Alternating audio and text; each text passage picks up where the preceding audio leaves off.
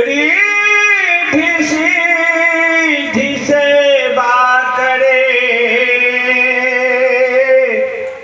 मुक्ति न छाड़े सार।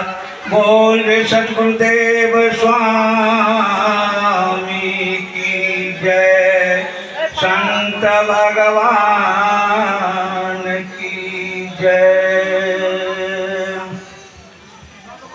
परम पूज्य सतगुरु कबीर साहब के चरण कमल में कोटि कोटि बंदगी करते हुए दूर दूर से आए हुए संत महात्मा, माता एवं बहने भाई सब के चरण कमलों में मैं बंदगी करता हूँ। मैं कोई ज्ञानी नहीं हूँ, न मैं ज़्यादा पढ़ा लिखा हूँ, तब सद्गुरु के कृपा से जो मुझे मिला है उसको मैं आदर के साथ कहना चाहता हूँ। सबसे पहले मैं ये कहना चाहता हूँ कि गुरु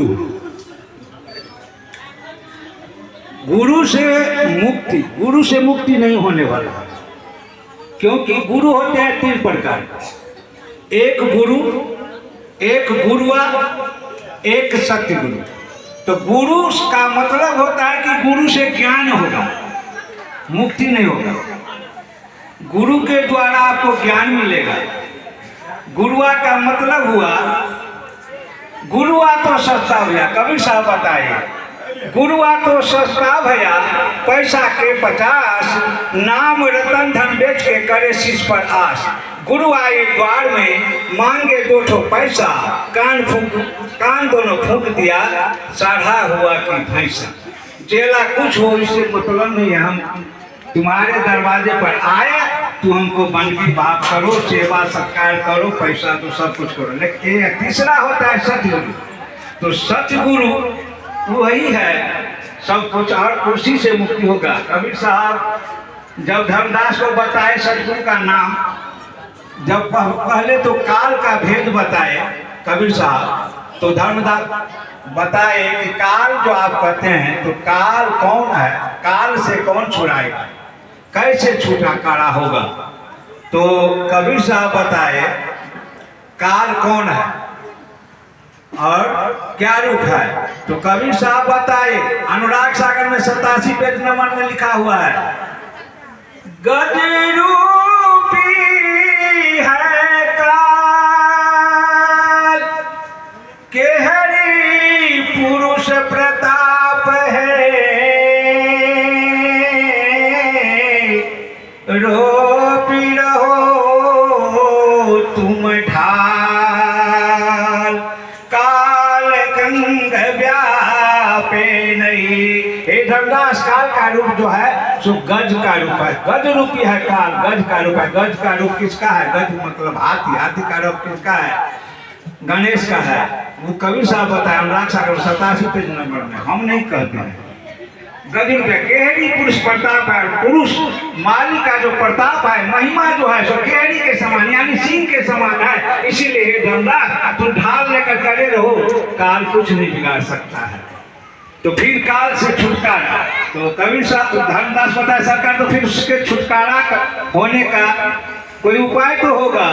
तो कबीर साहब बताए हाँ है, अनुराग सागर में 5 पेज नंबर में लिखा हुआ है, ऐसा कोई न दिखे भाई, अंत समय में ले छुड़ाई। ये धर्मदास ऐसा मैं किसी को नहीं देखता हूँ कि अंत समय में जीव को काल से छुड़ाएगा। हाँ है, एक सो कहूँ बखानी, जय अनुराग हो सुमान है। एक है छुड़ाने वाला, लेकिन उस बात को कौन मानेगा, जिसके पास अनुराग होगा वही मानेगा, सब नहीं मानेगा। वह ये कौन है, शक्ति गुरु आही छुड़ा बनहारा, निश्चय मानो कहा हमारा। काल से छुड़ाने वाला एक सतगुरु है। हे धर्मराज, इस वचन को तुम निश्चय करके मानो। तो धर्मदास बताए कि सतगुरु को हम पहचानेंगे कैसे, कैसे हम समझेंगे कि सतगुरु कौन है। तो कबीर साहब बताए, सतगुरु कहिए ताहि को जो सत्य नाम लखाए, जम के त्रास निवारी के हंस करे मुक्ता। सतगुरु वही है जो जब सतगुरु कहता है को जो सत्य नाम, जो सत्य वस्तु को, सत्य नाम को लखा यानी समझा दे, दिखा दे, वही है सतगुरु। और जम के त्रास निवार के, जम का जो हमको डर लगा हुआ है, डाइन जोगिन का जो डर लगा हुआ है, धामी योद्धा का डर लगा हुआ है, देवा देवी का जो डर लगा हुआ है, वो जो जिंदा में छुड़ा देगा। जम से सतगुरु कहिए ताय को जो सत्य नाम रखा है, जम के त्रास निवार के, वह डर को जो मिटा देगा, निवार के यानी मिटा देगा, वही है सतगुरु। वही वह कब? तो जिंदा में, मरने के बाद नहीं, वो जिंदा में जो दिखा देगा वही है सतगुरु, उसी से पहचान होगा। जब एक छोटा सा 2 पद का मैं भजन गाता हूँ। जीवत हुई करुआ शासन तो जीवत ही करु आशा, संतो जीवत ही करु आशा, संतो जीवत ही करु आशा। कबीर साहब बताए कि जिंदा में ही आशा करो, मरने के बाद नहीं। जीवत समझो जीवत बूझो, जीवत भय भ्रम नाशा हो, जीवत समझो जीवत बूझो, जीवत भय भ्रम नाशा, जीवत कर्म के फांस न काटे, जीवत कर्म के फांस न काटे, मुए मुक्ति के आशा, संतो जीवत ही करु आशा, संतो जीवत ही करु आशा, संतो जीवत ही करु आशा। कबीर साहब कहे जीवत समझो जीवत बुझो, जिंदा में सब कुछ समझ बुझ लो, जीवत भय भ्रम, जीवत में ही भ्रम नाश हो जाए तब कल्याण होगा।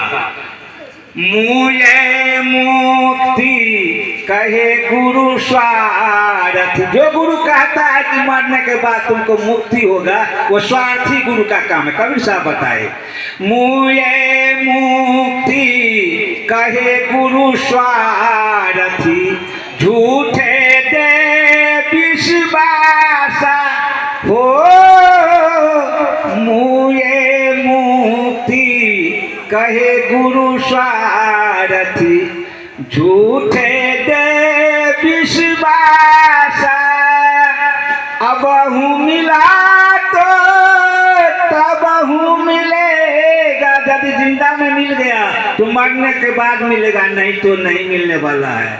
अब हूँ मिला तो तब हूँ मिलेगा, ना तो जमपुर फांसा, संतो जीवत ही करु आशा, संतो जीवत ही करु आशा, संतो जीवत ही करु आशा। सत्य गहो सत्य गुरु को चीन्हो, सत्य नाम विश्वास हो, सत्य गहो सत्य गुरु को चीन्हो, सत्य नाम विश्वास हो। कहे कबीर साधन हितकारी, कहथिन कबीर साधन हितकारी, हम साधन के दासा संतो जीवत ही करुआसा, संतो जीवत ही करुआसा, संतो जीवत ही करुआसा। यदि जिंदा में आपको मुक्त आप होगे तो मरने के बाद मुक्त होंगे आप, नहीं तो नहीं होंगे। अब हुआ मुक्ति के, तो मुक्ति का एक और बताना चाहता हूँ। ये साधन के द्वारा मुक्ति हो सकता है, लेकिन कैसे? तो ये शरीर 5 प्रकार का होता है, स्थूल, सूक्ष्म, कारण, महाकारण, कैवल्य। जब सतगुरु आपको मिल जाएंगे तो भेद बताएंगे, भेद बताएंगे, साधन का भेद बताएंगे। आप साधन करेंगे तो साधन के द्वारा जितना आपका साधन बढ़ेगा, शरीर छूटता जाएगा, स्थूल छूटेगा, सूक्ष्म छूटेगा, कारण छूटेगा, महाकारण छूटेगा, कैवल छूटेगा। 5 शरीर तक, जब तक आप 5 शरीर में रहेंगे, चाहे हम रहेंगे, तब तक मुक्ति का आशा नहीं है। 5वां शरीर से साधन के द्वारा जब निकल जाएगा, उसके बाद 6वां है हंस। जब हंस आप बन जाइएगा साधन के द्वारा, शरीर यही रहेगा, लेकिन साधन के द्वारा आप 6वां स्टेप में पहुंच जाइएगा, हंस बन जाएगा, तब वहाँ का अधिकारी हो जाइएगा आप। कबीर साहब बताए, वहाँ जो है तो एक जीव को 16 सूर्य का प्रकाश हो जाता है, लेकिन उसके 16 सूर्य के प्रकाश होने के लिए बहुत मेहनत करना पड़ेगा, साधन करना पड़ेगा। तो वो जो होगा, तब जब 6ठा स्टेप में हंस जब बन जाएगा तो वहाँ जाने का अधिकार आपको हो जाएगा। 7वां स्टेप है परम हंस। परम हंस माने जब असाधन करते करते करते करते यदि परम हंस को प्राप्त कर गए, तो परम हंस का मतलब हुआ गुरु समान शिष्य में निज करे लावे ने, गुरु समान शिष्य में निज करे लावे ने, बिल गावे बिल के नहीं, एक प्राण दुई दे। यहाँ 5 भौतिक शरीर गुरु का और शिष्य का 2 रह जाएगा, लेकिन आत्मा प्राण एक हो जाएगा। मैं अपने वाणी को यहीं समाप्त करता हूँ।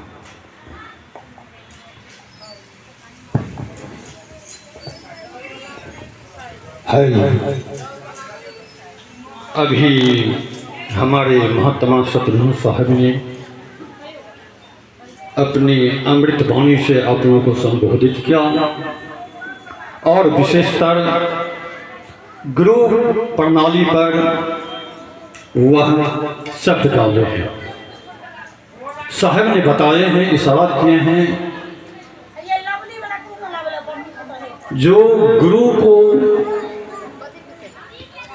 इतना शक्ति नहीं है जो आपको मुक्ति करा पाएगा। वास्तविक में गुरुदेव मुक्ति को रास्ता बता सकता है,